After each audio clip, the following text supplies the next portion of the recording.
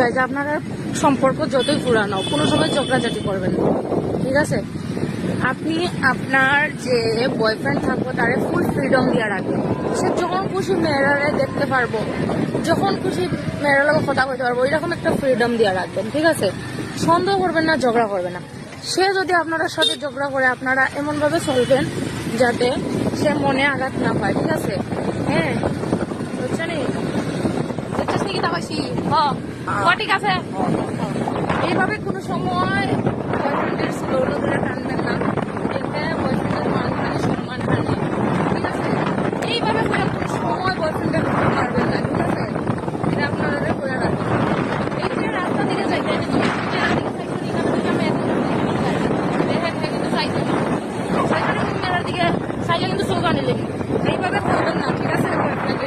কারণ তাদের তার মেয়েরার প্রতি ইন্টারেস্টটা যাইব গিয়া, ঠিক আছে? আর মেয়েরার প্রতি গেলে তোমার প্রতি যাইব গিয়া।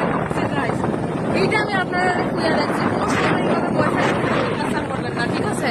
ঠিক আছে, আমি যে ইনস্ট্রাকশন দিয়ে দিচ্ছি বাংলার জন্য দেখবেন আপনারা আপনারা যে সম্পর্ক এটা প্রফেশনাল 1 মাস পর্যন্ত মধ্যে ঢুকিয়ে যাইব গাইজ। বাকি বাকি 11 মাসের আমি কিচ্ছু জানি না। Thank you guys. এই যে আপনারা দেখতেছেন সে আমার দিকে কোনো কোনো সময় নজর দেয়, কোনো সময় দেয় না গাইজ। আমি ওখানে পুরানো গেছি, আমার তোমরা যদি নতুন নতুন মেয়ে দেখতে চান রাস্তা দিকে যাইতে যাইতে সে অন্যরার দিকে চায়, আমার ভিতর তো অনেক কিছু করতে পারে না, কারণ আমি পুরানো গেছি। ঝগড়া করে পরে এখন আমি পুরানো গেছি।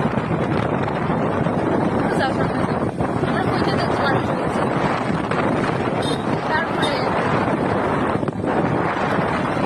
ফালতু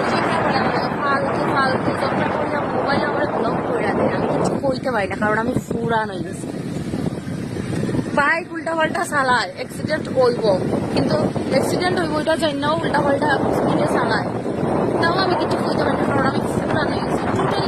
টোটালি বেজাল, কারণ আমি পুরান হয়ে গেছি।